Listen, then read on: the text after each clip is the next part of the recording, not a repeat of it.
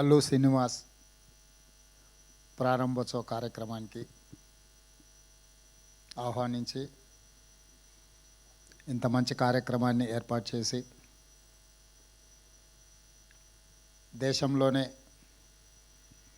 హైదరాబాద్ నగరానికి సినిమా ఇండస్ట్రీకి ఒక గొప్ప గుర్తింపు తెచ్చే కార్యక్రమాన్ని ఏర్పాటు చేసి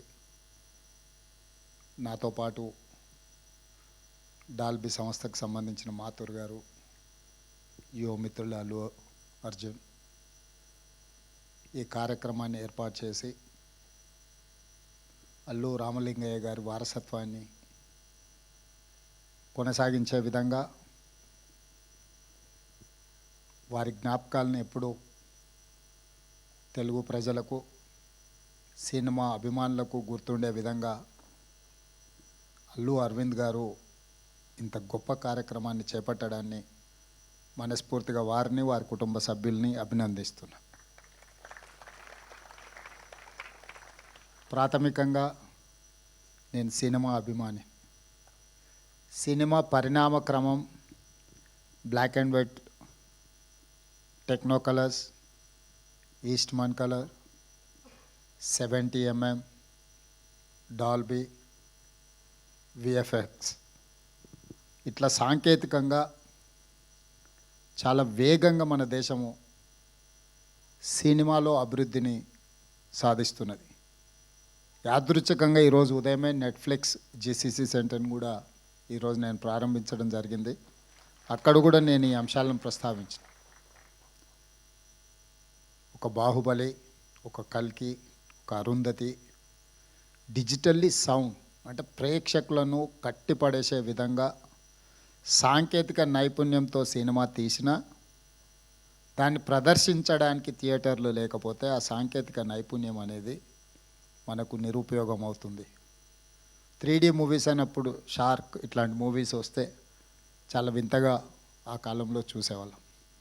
ఇంత పెద్ద థియేటర్ ఈ మధ్యకాలంలో నేను చూడలే. ఒకప్పుడు మా younger days, college days we used to go Devi, ఆ తర్వాత వచ్చిన మహేశ్వరి, పరమేశ్వరి ఇట్లాంటి థియేటర్లు పెద్ద స్క్రీన్లు చాలామంది ఆడియన్స్తో చూడడానికి అవకాశం ఉంది.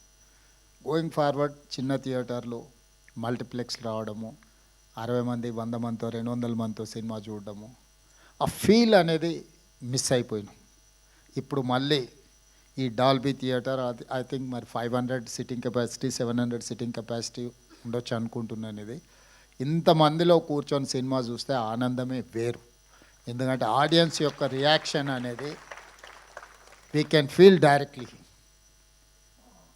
ఇట్లాంటి థియేటర్ టెక్నికలీ సౌండ్ ఇంత ఒక మంచి థియేటర్ని ఇక్కడ వీరు చేయడం, దీని వెనకాల చెన్నై నుంచి ఇండస్ట్రీ ఆంధ్రప్రదేశ్ హైదరాబాద్కి తరలించినప్పుడు ఆనాడు ఎన్టీ రామారావు గారు, నాగేశ్వరరావు గారు, రామనాయుడు గారు, అదేవిధంగా సినిమాలో అడ్వెంచర్స్ చేయాలి అని అంటే ఆ రోజుల్లో పద్మాలయ స్టూడియోస్ నటశేఖర కృష్ణ గారు cinema adventures first colour movie తీయాలన్నా, 70mm మూవీ తీయాలన్నా రకరకాల experiments, adventures with lot of efforts ఆ రోజు కృష్ణ గారు చేసేవాళ్ళు. కృష్ణ గారు ఒక సంవత్సరంలో 15-16 సినిమాలు హీరోగా నటించి రిలీజ్ అయిన రోజుల నుంచి ఇప్పుడు 5-6 సంవత్సరాలకు ఒక సినిమా తీసే పరిస్థితి వచ్చింది. ఎందుకంటే నేను కృష్ణ గారి అభిమానిని కాబట్టి అన్ని వివరాలు నాకు తెలుసు. మేము అన్ని లెక్కలు పెట్టి వాదించేవాళ్ళం. నేను వనపర్తిలో చదువుకునేటప్పుడు సినిమాలు అక్కడ రిలీజ్ అయ్యేటివి కాదు. అయితే హైదరాబాదు లేకపోతే కర్నూలు ఇట్లా కొన్ని ప్రాంతాల్లోనే సినిమాలు రిలీజ్ అయ్యాయి. మొదటి రోజు చూడాలంటే వనపర్తి నుంచి కర్నూలు 100 కిలోమీటర్స్ లారీలో ప్రయాణం చేసి సినిమా చూసి వచ్చేవాడిని నేను. అంటే అప్పుడు బస్సులు ఫ్రీక్వెంట్గా ఉండేది కాదు. సినిమా టైంకి వెళ్ళి మళ్ళీ సినిమా చూసి మళ్ళీ వెనక్కి రావాలి అంటే లారీలు, హైవేస్లో ఎక్కువ లారీలు పోతూ ఉంటాయి కాబట్టి లారీ ఎక్కిపోయి మేము ఫ్రెండ్స్ కాలేజీలో ఉన్నప్పుడు సినిమా చూసి మళ్ళీ సెకండ్ షో సినిమా చూసి వెనక్కి వచ్చేవాళ్ళం. సో సినిమా అనేది మధ్యతరగతి వాళ్ళ మీద అత్యంత ప్రభావితం చూపిస్తుంది. మన లైఫ్ని ఇన్స్పైర్ చేస్తుంది. మన లైఫ్లో కొన్ని డెసిషన్ తీసుకోవడానికి కూడా సినిమా ఇండస్ట్రీ, సినిమా కథనాలు, సినిమా ప్రభావితం చేస్తుంది. సినిమా అనేది ఒక కమర్షియల్ ఎలిమెంటే కాదు, సినిమా అనేది ఒక సోషల్ యాంగిల్లో అత్యంత ప్రభావితం చూపించగలిగిన ఇండస్ట్రీ. సినిమాను క్యాజువల్గా మనం తీసుకోవాల్సిన అవసరం లేదు. It is going to influence on our lives. It is we have to recognise cinema as a industry.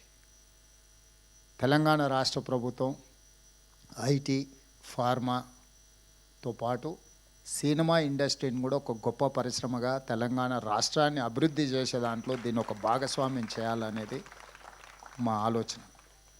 నేను చాలా సందర్భాలలో చెప్పిన, ఎట్లయితే హైదరాబాద్ నగరాన్ని బెంగళూరు, ఢిల్లీ, ముంబై, చెన్నై నగరాలతో మాకు పోటీ లేదు, మాకు role model China, South Korea, Japan, Singapore అని ఎట్లయితే చెప్తున్నో, టోక్యో, సింగపూర్, న్యూయార్క్ నగరాలు మాకు పోటీ అని ఎట్లయితే చెప్తున్నానో, ఎవరైతే మాకు రోల్ మోడల్సో మేము వాళ్ళతోనే కాంపీట్ చేయదలుచుకున్నాం. తెలుగు సినిమా ఇండస్ట్రీ కూడా పక్కన కోలీవుడ్తోనో లేకపోతే శాండల్వుడ్తోనో లేకపోతే బాలీవుడ్తోనో కాదు, we have to compete with Hollywood. Hollywood movie చూడడం కాదు, హాలీవుడ్ మూవీ కూడా ఇక్కడ తీయాలి, ఇక్కడ ప్రదర్శించాలి. ఇక్కడ టెక్నాలజీ, అందుకే ఈరోజు నెట్ఫ్లిక్స్ ఓపెనింగ్ అప్పుడు కూడా ఐ టోల్డ్ దెమ్, మీకు ఏం కావాలన్నా మా గవర్నమెంట్ 100% సపోర్ట్ చేస్తుంది. నాలెడ్జ్ హబ్ క్రియేట్ చేసినప్పుడే ఇండస్ట్రీ అనేది ప్రమోట్ అవుతుంది. ఈరోజు కృష్ణానగర్ని మనకు చిన్న చూపు చూడవచ్చు, కానీ ఆ కృష్ణానగరే గొప్ప గొప్ప సినిమాలు ఇవ్వడానికి ఒక గొప్ప వేదికకు, ఒక బాహుబలి వచ్చిందన్న, ఒక పుష్ప వచ్చిందన్న, ఇట్లాంటి గొప్ప సినిమాలకు పనిచేసిన సాంకేతిక నైపుణ్యం ఉన్న కళాకారులు చాలామంది అక్కడ ఉన్నారు.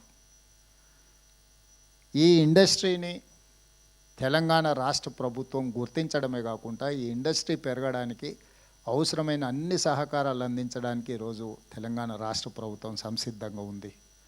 అందులో భాగంగానే ఇది అల్లు అరవింద్ గారు లేకపోతే వారి కుటుంబం నిజంగా ఒక కొడుకు ప్రయోజకుడు అయినప్పుడు తండ్రికి అత్యంత గొప్ప సంతోషాన్ని ఇస్తుంది. తాను సొంతంగా ప్రయోజకుడు అయినప్పుడు కలిగే సంతోషానికంటే పుత్రవాత్సల్యం కానీ పుత్రుడు ప్రయోజకుడు అయినప్పుడు ఎక్కువ సంతోషాన్ని ఇస్తుంది. ఖచ్చితంగా స్వర్గంలో ఉన్న అల్లు రామలింగయ్య గారు ఈరోజు అల్లు అరవింద్ గారిని చూసి తప్పకుండా వారి మనసు ఉప్పొంగుతుంది అని నేను భావిస్తున్నాను. సినిమాలో నటుడుగా నేను వారిని చంటబ్బాయి సినిమాలో అరవింద్ గారు నటించిన నాకు గుర్తుంది. సో వారు నటుడుగా కాకుండా పరిశ్రమలో ఒక ఇన్స్టిట్యూషనలైజేషన్, ఒక వ్యక్తిగా కాకుండా ఒక సంస్థగా గీతా ఆర్ట్స్ కానీ కుటుంబంలో ఇప్పుడు అల్లు అరవింద్ గారు ఏదైతే బన్నీని, అల్లు అర్జున్ని లేకపోతే శిరీష్ని చూసి సంతోషపడుతున్నాడో, అంటే ఆయన సక్సెస్ కంటే కూడా ఆయన పిల్లల సక్సెస్ని ఆయన ఎంజాయ్ చేస్తున్నాడు. సో అల్లు రామలింగయ్య గారు, అల్లు అరవింద్ గారు, ఈరోజు బన్నీ, వీళ్ళ సక్సెస్ స్టోరీ చాలామందిని ఇన్స్పైర్ చేస్తుంది. చాలామంది ది సక్సెస్ వెనకాల ఉన్న వాళ్ళ హార్డ్ వర్క్ని అర్థం చేసుకోవాలి. హార్డ్ వర్క్ అర్థమైనప్పుడు మనకు ఆ వ్యక్తుల పట్ల గౌరవం పెరుగుతుంది. సినిమా సక్సెస్ అవ్వడం, ఫెయిల్ అవ్వడం, బాగుంది బాగాలేదు, 100 రూపాయలు పెట్టి టికెట్ కొనుక్కొని మనం జడ్జ్ చేయొచ్చు. అంతకంటే మనకి ఎక్కువ ఇన్వెస్ట్మెంట్ కూడా అక్కర్లేదు. 100 రూపీస్ టికెట్ కొనుక్కొని సినిమాకి పోయినప్పుడు బయటకు వచ్చేటప్పుడు మనకు కావాల్సింది మనం మాట్లాడుకోవచ్చు. కానీ ఆ సినిమాని తీయడానికి దాని వెనకాల ఉన్న శ్రమ, కఠోరమైన దీక్ష, అట్లాంటి వాటిని మనం అందరం గుర్తించాలి. తప్పకుండా ఈరోజు అల్లు రామలింగయ్య గారి కుటుంబాన్ని, అల్లు అరవింద్ గారి కుటుంబాన్ని, మిత్రులు అల్లు అర్జున్, మీరందరూ ఒక ప్యాషన్ తోటి కంప్లీట్ ఇన్వాల్వ్మెంట్గా అనిపిస్తుంది ఇందులో. ఇంచ్ టు ఇంచ్ మీరు ఇష్టపడి, మనం మొదటిసారి ఇల్లు కట్టుకున్నప్పుడు, మొదటిసారి అంటే పెళ్ళి అయిన కొత్తలో మొదటిసారి ఇల్లు కట్టుకున్నప్పుడు మనకు ఒక రకమైన కన్విక్షన్, కమిట్మెంట్, ఒక భావోద్వేగం ఉంటుంది.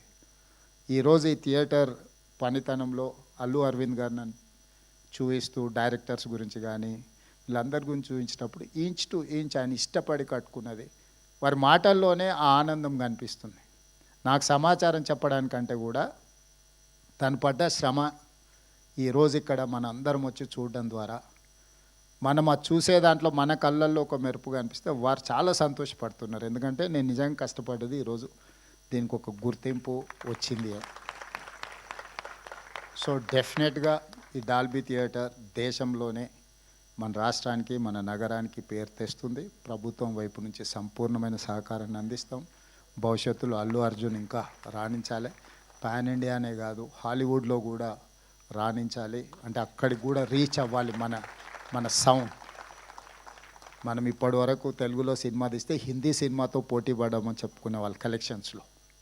నటించాల్సిన అవసరం లేదు, ఫైనాన్షియల్స్ వర్కౌట్ చేసిన టెక్నికల్గా మనం సౌండ్ వాటితో పోటీ పడి ఒక అవతార్ మూవీని టెక్నికలీ సౌండ్ అని వాళ్ళైతే జురాసిక్ పార్క్ని ఎట్లయితే అనుకుంటున్నారో ఆ సినిమాలతో పోటీ పడే విధంగా మన సినిమాలు తీయడం, మన సినిమా నటులు కూడా వాళ్ళతో పోటీ పడే విధంగా నటించగలిగినప్పుడు మనం హాలీవుడ్తో కాంపీట్ చేసినట్టే.